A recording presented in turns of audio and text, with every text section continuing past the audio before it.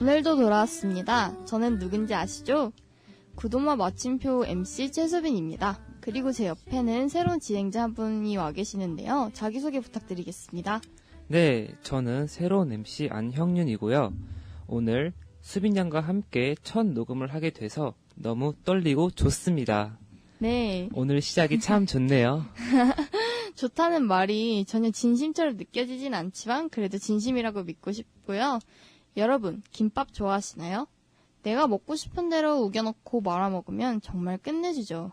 그런데 아무 생각 없이 제가 먹고 싶은 재료를 이것저것 넣고 말다 보면 어느 순간 툭 하고 터져버리죠. 혹시 여러분도 욕심내서 꽉꽉 채운 김밥처럼 요즘을 보내고 계시진 않으신가요?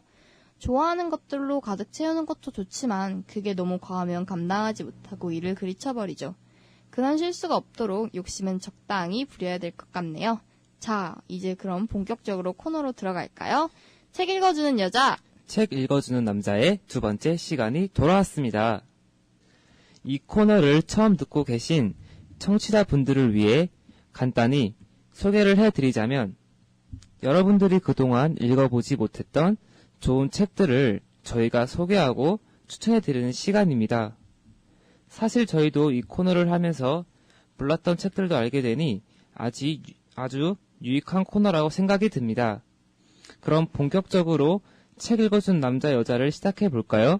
수빈 양, 오늘 우리가 소개할 책은 무엇인가요? 네, 오늘 저희가 소개해드릴 책은 바로 공선옥 작가의 나는 죽지 않겠다라는 소설인데요. 고3 오빠 그리고 엄마랑 살고 있는 한 10대 소녀가 어느 날 반장의 부탁으로 수능 응원을 위해 수금한 돈 100만 원을 잠시 맡아주게 되면서 벌어지는 일을 그린 소설인데요. 평소 생활고로 힘들어하던 소녀가 결국 100만 원을 다 써버리게 되면서 소녀는 죽고 싶다는 생각까지 하게 됩니다.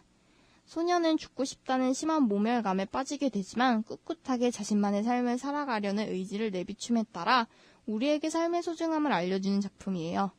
형인 오빠가 고3 역을 맡고 제가 10대 소녀 역을 맡아서 소녀가 돈을 쓰게 된 사건의 발단부터 죽지 않겠다라고 결심한 계기까지 명대사들로 만나보시죠. 엄마가 이불을 뒤집었었다.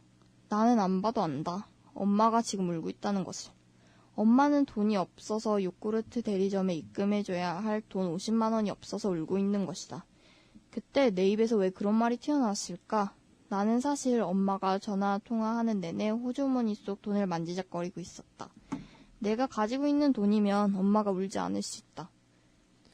결국 소녀는 엄마를 위해 100만 원 중 50만 원을 쓰게 된 걸로 모자라 나머지 50만 원을 평소 급식을 먹지 못했던 자신과 비슷한 처지의 친오빠가 가져갔다는 것을 머지않아 알게 된다. 오빠. 내가 이따 맛있는 거 사줄까? 오빠가 선수를 치고 나왔다. 어디서? 햄버거 어때? 밤 10시가 넘은 시간, 성탄절이 다가오는 시내 거리는 불야성이었다. 시내 패스트푸드점 앞에서 오빠를 기다렸다. 오빠는 나를 만나자마자 불쑥 말했다. 미안하다. 아니, 괜찮아. 뭐가 괜찮냐? 아직 다 안 썼지? 다는 안 썼어. 좀 있으면 엄마 월급날이잖아. 그때까지만 버텨봐. 나는 짐짓 명량하게 퍽퍽한 햄버거를 먹었다. 오빠는 콜라에 빨대를 꽂아 내게 다정하게 내밀었다. 오빠가 아까부터 만지작거리고 있던 비닐봉투에서 색이 고운 털장갑 한 켤레를 꺼냈다. 내가 진작에 사주고 싶었는데 이제야 샀어. 물론 내 돈으로 산 건 아니지만. 네, 저희가 잠깐 이렇게 작품 속의 대사들을 읽어보기만 했는데도 주인공 소녀의 안타까운 사정을 더 몰입하게 된 것 같네요. 형인 오빠는 어떻게 보셨나요? 네, 저는 특히나 이 소설을 읽어본 입장에서 이 주인공의 친오빠가 그리 다정하지 않은 성격을 알고 있는데 동생에게 미안한 마음과 착잡한 마음이 저 털장갑에서 나타나는 것 같아 뭉클했어요. 하지만 좀 이제 동생 돈을 훔쳐서 산 거기 때문에 저는 그닥 좋은 느낌을 받지 못한 것 같네요. 근데 동생 돈을 훔쳐섰다 해도 이제 사람 마음이 중요한 거잖아요. 네, 이제 저는 마음이 중요한 것 같아서 저는 보기 좋았어요. 네, 근데 형윤 오빠는 이 소설을 읽어보셨다고 하셨는데 읽어보신 거에 비해 너무 연기도 딸리고 감정이입도 못하신 것 같아서 좀 웃겼어요.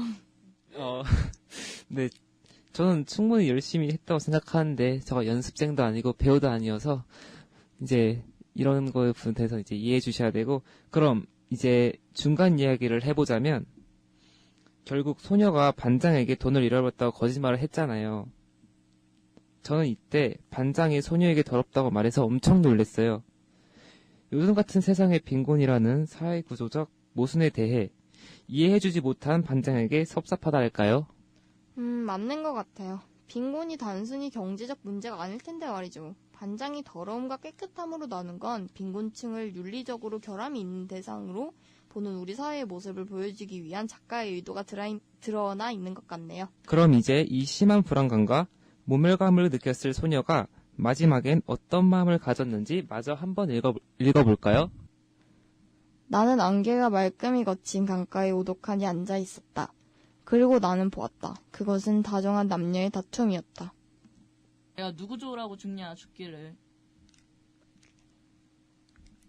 남자가 말했다. 진짜지? 진짜 죽지 않을 거지? 남자의 팔짱을 끼었다. 그들은 부부인가 연인인가? 나는 얼른 책가방을 등에 메었다. 그리고 강둑을 띄었다. 무엇이 부끄러운가? 그러나 부끄러움의 정체를 굳이 알아보고 싶지 않았다. 내가 할 수 있는 것은 뛰는 것뿐. 아침 햇살이 막 퍼지기 시작하는 세상 속으로 나는 달려나갔다. 그러면서 가만히 을조렸다. 강가에 앉은 남자의 말을. 나는 죽지 않겠다. 오. 네. 조금은 오글거렸던 이 대사 읽기가 끝이 나서 좀 후련한데요. 오늘 어떠셨나요? 네, 저는 오늘 처음이어서 그랬는지 너무 많이 떨리고 이제 발음도 자꾸 꼬이고 그랬었습니다. 원래 그러신 건 아니고요, 발음이. 원래 그래도 오늘 더 심하게 그랬던 것 같아요. 근데 다음엔 뭐 더 잘하겠죠. 네. 여러분, 웃음의 의미를 생각해 보신 적 있나요? 웃음이란 내가 겪고 있는 문제에 대해 쿨하게 거리를 벌려봤을 때만 나오는 현자들의 행동입니다. 문제에 대해 몰입하고 해결하려 끊임없이 노력하는 것도 좋습니다. 하지만 정말 믿을 수 없는 슬픔이 불어닥쳤을 때 허탈하게 한번 웃어보세요.